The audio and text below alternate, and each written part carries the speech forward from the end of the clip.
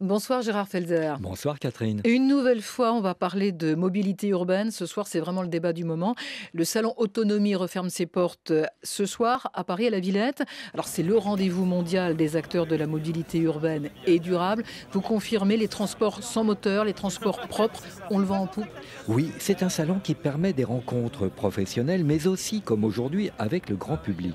Aymeric Vellan, son directeur. Le but d'Autonomie, c'est de comprendre ce qu'est la mobilité urbaine, de voir les solutions qu'on peut envisager contre la pollution dans nos villes et aussi contre la congestion. L'année dernière, c'était vraiment le vélo en libre service qui était à l'honneur avec les Gobi Bike, les Ofo, les Mobike. Et cette année, c'est la trottinette en libre service. Et justement, cette trottinette en libre service ne fait pas que des heureux, notamment les piétons, car le partage de l'espace public n'avait pas prévu un tel succès. Et il est vrai que les 6 km/h qui permettent d'être considérés comme une marche augmentée sont rarement respectés. Mais la nouvelle loi d'orientation des mobilités devrait clarifier cette ambiguïté. Et il y a de Catherine. plus en plus d'accidents d'ailleurs. Oui, déjà presque 300 blessés, 5 décès par an. Ça mérite d'ailleurs qu'on interroge son assureur pour savoir si on est bien couvert. Mais l'assurance la meilleure est encore de se protéger. Et à ce propos, j'ai découvert dans ce salon un airbag pour vélo ou trottinette que vous portez comme un foulard autour du cou. Denis Caron de la Carrière, président de la marque TOAD. Son airbag va venir couvrir l'ensemble de la tête, venir vous protéger sur le côté, sur l'avant, qui va pouvoir encaisser un choc avec le trottoir ou avec un véhicule. Un des points forts aussi de ce casque, c'est qu'à 25 km/h qui correspond à la vitesse d'un vélo électrique aujourd'hui, avec un casque homologué, vous avez 98% de chance d'avoir un traumatisme crânien. Avec ce casque-là, vous réduisez cette malchance à 2%. Alors c'est vrai que c'est malin quand Oui. même, hein. D'autant que l'offre entre les trottinettes, les gyropodes et les skates à moteur se multiplie.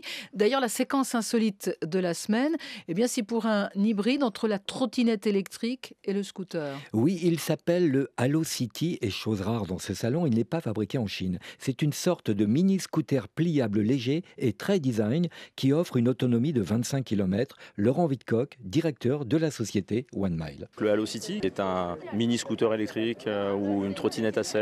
Vous pouvez nous faire une démonstration comment il se plie? Nous avons un système de déverrouillage en dessous de la selle qui permet de replier le produit pour faire une longueur de moins d'1 mètre. Et une fois qu'il est plié, on a cette poignée mais qui est un moyen de pouvoir tirer le produit. En fait, on a plusieurs marchés qui sont très intéressants, le nautisme, les camping-cars et évidemment les voitures, puisqu'à partir d'une Smart, vous pouvez le ranger dedans. Donc on peut imaginer qu'on peut le mettre dans tous les coffres. Il y a beaucoup d'innovations, hein. C'est sûr, je suppose d'ailleurs qu'il y a beaucoup de start-up parmi les exposants de ces nouvelles formes de mobilité. Oui, et ils sont souvent chassés par les grands groupes comme Mobivia et sa pépinière Via ID qui en exposait une vingtaine sur son stand. Jean-François Dinaud, directeur de la stratégie. Via ID, c'est une structure qui a été créée par un groupe qui s'appelle Mobivia, qui opère des marques de services après-vente automobile, Noroto, Midas, ATU, Carter Cash, et qui s'est dit, je dois préparer mon avenir en créant et en investissant dans des entreprises basées sur le futur des mobilités.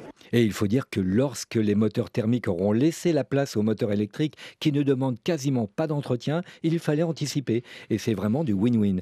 La diversité, c'est aussi ce qui a poussé Alstom, un des leaders du ferroviaire, à investir lui aussi dans des véhicules autonomes. Jean-Marc Pagliero, directeur des voitures autonomes. Nous avons pris une participation dans cette société parce qu'on croit aux véhicules autonomes intégrés dans un système complet de transport. On les intègre avec de l'infrastructure, avec une commande centralisée, avec une gestion de la maintenance, de façon à garantir le service complet. Alors finalement, tous ceux qui sont présents dans ce salon travaillent à des solutions pour des villes durables qu'on appelle les Smart Cities. Et même la ministre des Transports, Elisabeth Borne, est venue faire la promotion, entre autres, du covoiturage. Donc moi, c'est une solution à laquelle je crois beaucoup. Si 15% des gens venaient à 2 ou à 3 dans la voiture et non pas tout seul, alors les problèmes de congestion seraient réglés. Le covoiturage, c'est bon pour l'environnement, c'est bon pour son budget, et donc c'est vraiment une solution qu'on veut encourager.